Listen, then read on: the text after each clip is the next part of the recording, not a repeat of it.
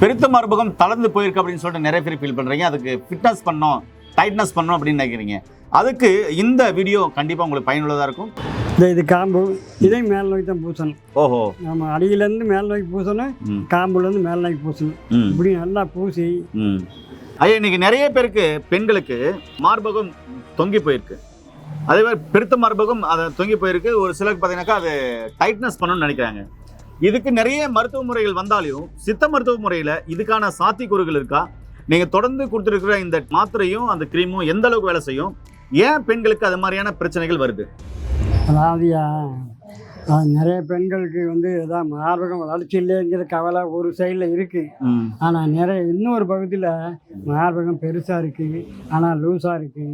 அதை எப்படி இருக்க பண்ண முடியும் அப்படிங்கிற டவுட் அவங்களுக்கு வருது. அவங்க நான் இந்த கடைகளுக்கு நான் போகும்போது அவங்க தான் கேட்குறாங்க, ஏன் மார்பகம் பெருசாக போகிறதுக்கு நீங்கள் மாத்திரை மருந்து கொடுத்துருக்கு, நல்லா இருக்குது. இப்போ எங்களுக்கு என்ன பிரச்சனை அப்படின்னா, இந்த மாதிரி ஒரு அம்மா சொல்கிறாங்க, அதாவது எனக்கு நைட்டி போட்டிருக்கும்போது அப்போ உள்ளாட போட மாட்டோம், அந்த மார்பகத்தோட காம்பு அடிவயத்தில் உரைச்சி புண்ணாக போகுது, இதுக்கு ஒரு தீர்வு இருக்கா அப்படின்னு கேட்டாங்க. இந்த கடையில் கேட்டாங்க. அன்றைக்கி நான் இருந்தேன், இயற்கையாகவே இருக்குமா அப்படின்னு சொல்லிட்டு இந்த கிரீமையும் கேப்சூலையும் கொடுத்து விட்டேன். ஒரு 1.5 மாதம் கழித்து நாங்கள் ஃபோன் பண்ணோம் கடையிலேருந்து அவங்களுக்கு. நல்ல ரிசல்ட் சார். அதாவது எனக்கு வயசில் கூட இவ்வளோ இறுக்கமாக இருந்ததில்லை.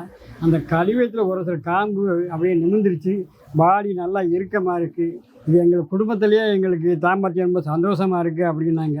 அதனால் இதுக்கு பெரும்பாலோருக்கு அந்த மார்பகம் துவலிக்கையாக இருக்குது, லூஸாக இருக்குதுன்னு அவங்க ஃபீல் பண்ணாங்கன்னா அவங்க எல்லாமே அதை யூஸ் பண்ணலாம். அவங்க இதை இந்த மாதிரி அந்த களிம்பை பூசுகிற மாதிரி நான் உங்களுக்கு சொல்கிறேன்.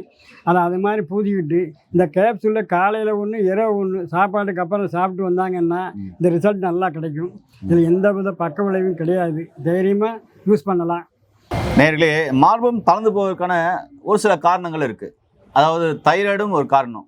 அதே மாதிரி கர்ப்பப்பையில் ஏற்படக்கூடிய நீர்க்கட்டி, நார்க்கட்டி, உதிரப்போக்கு மாறி போகிறது, இது மாதிரியெல்லாம் கூட ஒரு காரணங்களாக நம்முடைய முன்னோர்கள் முன்வைக்கிறாங்க.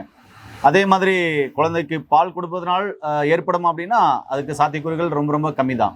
ஆனால் இது மாதிரியான உடல் ரீதியான பிரச்சனையினால அதே மாதிரி உடல் எடை பெருத்து போகிறது, டக்குன்னு உடல் எடை கூடிடுறது, இப்படியெல்லாம் பல்வேறு காரணங்கள் இருக்குது இந்த மார்பகம் தளர்ந்து போவதற்கான சூழ்நிலைகளை ஏற்படுவதற்கு.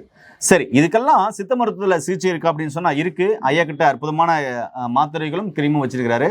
ஐயா கிட்ட இந்த ப்ராடக்டில் என்னென்ன மூலிகைகள் இருக்குன்னு தெரியறதுக்கு முன்னாடி அதை எப்படி பயன்படுத்தணும்னு கேட்கலாம். ஐயா, இது பெண்கள் எப்படி பயன்படுத்தணும் சொல்லுங்களேன். அதாவதுயா, கேப்சூலை தினம் காலையில் ஒன்று இரவு ஒன்று சாப்பாட்டுக்கு அப்புறம் ஒரு கேப்சூல் சாப்பிட்டு அவங்க வந்தால் போதுமானது. இந்த கேப்சூலுங்களா? ஆமாம். இந்த கேப்சூல் எத்தனை எடுக்கணும்? காலையில் ஒரு கேப்சூலு, இரவு ஒரு கேப்சூலு, சாப்பாடு சாப்பிட்டு அதுக்கப்புறம் எடுக்க வேண்டும். அப்படி எடுத்து வந்தாங்கன்னா இதோட பலன் கிடைக்கும். இரவு படுக்க போகும்போது இந்த கிருமி அவங்க அப்ளை பண்ணிக்கணும். இங்கே பாருங்கள், இதை நல்லா ஓப்பன் பண்ணிங்கன்னா கிருமி இந்த மாதிரி இருக்கும். இந்த மாதிரி கிருமி இருக்குங்களா? ஓகே, இது எப்படி பயன்படுத்துங்க ஐயா?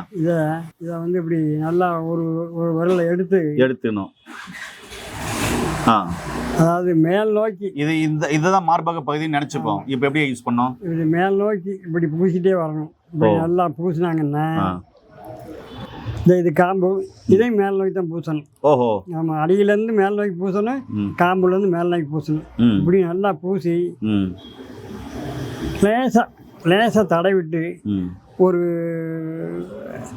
மணி நேரம் விட்டுறணும். அப்படியே 1 மணி நேரம் உடல்ல இருக்கணும், அது அப்சர்வ் ஆகிக்கணும். அப்படி கண்டினியூவாக பண்ணிட்டு வந்தாங்க அப்படின்னா அது நாளடைவில் மார்பகம் இறுக்கமாயிரும், காம்பு துவளிக்க இருந்தாலும் நிமிர்ந்துடும். அவங்க உண்மையிலேயே அவங்களுக்கு வயசில் கூட அப்படி இருக்குமான்னு ரெண்டாவது அவங்களுக்கு தெரியும். நல்லா இறுக்கமாயிரும், ரொம்ப சந்தோஷமாக இருப்பாங்க. வேற ஒன்றும் பக்க விளையெல்லாம் உண்டு பண்ணாது. ஆமாம் நண்பர்களே, பெருத்த மார்பகம் தளர்ந்து போயிருக்கு அப்படின்னு சொல்லிட்டு நிறைய பேர் ஃபீல் பண்ணுறீங்க. அதுக்கு ஃபிட்னஸ் பண்ணோம், டைட்னஸ் பண்ணோம் அப்படின்னு நினைக்கிறீங்க. அதுக்கு இந்த வீடியோ கண்டிப்பாக உங்களுக்கு பயனுள்ளதாக இருக்கும். நிறைய அழகு நிலையில உள்ளவங்கள நிறைய வாங்குறாங்கன்னு சொல்கிறாங்க இல்லையா? நிறைய பேர் அவங்க தான் வாங்குறாங்க, நிறைய பேர் வாங்குறாங்க அப்படின்னு சொல்கிறாங்க. கண்டிப்பாக பார்த்துக்கிற நீங்களும் உங்களுக்கு இது மாதிரி பிரச்சனைகள் இருந்தால் கண்டிப்பாக இதை வாங்கி பயன்படுத்தலாம். இல்லை அப்படின்னா இந்த வீடியோவை அப்படி இருக்கிறவங்களுக்கு கண்டிப்பாக ஷேர் பண்ணுங்க. ஏன்னா நண்பர்களே, உங்களுக்கு இந்த மாதிரி பிரச்சனை இருக்குன்னா கண்டிப்பாக கீழே போகிற நம்பருக்கு கால் பண்ணுங்க. படிச்ச பட்டதாரி மருத்துவம்லாம் இந்த மருந்துகளையும் ஆலோசனை பெற்று நோய் நொடி இல்லாமல் ஆரோக்கியமாக வளங்க. கண்டிப்பாக புரோட்டீன் நிறைய உள்ள உணவுகளை தாய்மார்கள் எடுப்பது, குறிப்பாக இப்படிப்பட்ட சூழ்நிலை இருக்கிறவங்க எடுப்பது அவசியமானது. நிச்சயமாக அது மாதிரியான உணவுகளை எடுத்துட்டு நோய் நொடி இல்லாமல் ஆரோக்கியமாக இருங்க. மீண்டும் இன்னொரு அருமையான பதிவு சந்திக்கலாம். நன்றி, வணக்கம். வணக்கம் ஐயா. வணக்கம்.